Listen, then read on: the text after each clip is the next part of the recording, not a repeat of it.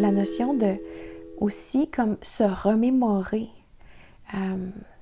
Si on veut cultiver quoi que ce soit, ça nécessite peut-être en amont de se remémorer qu'on souhaite cultiver quelque chose. Ça implique aussi de se remémorer le chemin qu'on doit prendre pour cultiver le nécessaire. Puis assurément qu'avec le temps, le chemin se fait quasi instantané, tu sais.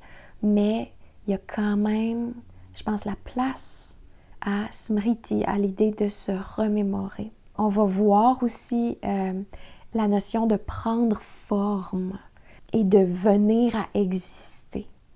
Bhavana, à ce moment-là, veut dire comme une attitude. Ça implique qu'on veut cultiver notre sphère spirituelle. Puis, je pense qu'il y a quelque chose de très joli, si on prend le temps de s'arrêter un petit peu sur ces concepts-là et de mettre ça en relation avec la méditation, justement. Tu sais, quand on pense à culture, à cultiver, je sais pas pour vous, mais moi, je pense à une terre. Et si on récupère cette image-là et on le met en relation avec la méditation.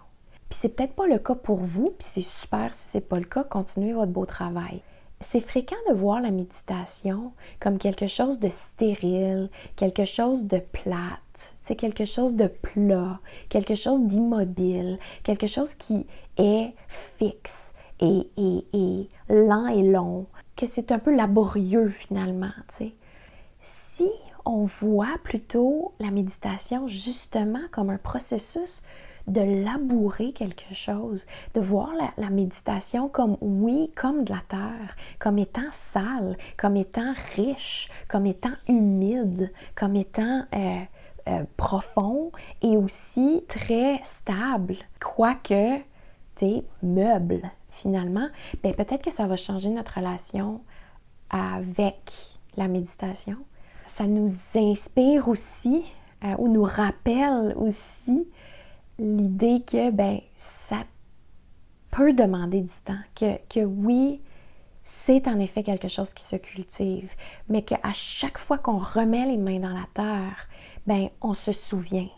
Et ça devient de plus en plus aisé, ça devient de plus en plus seconde nature finalement, parce qu'on connaît cette terre-là de plus en plus. C'est nous-mêmes qui lui donnons de l'engrais, qui choisissons les semences.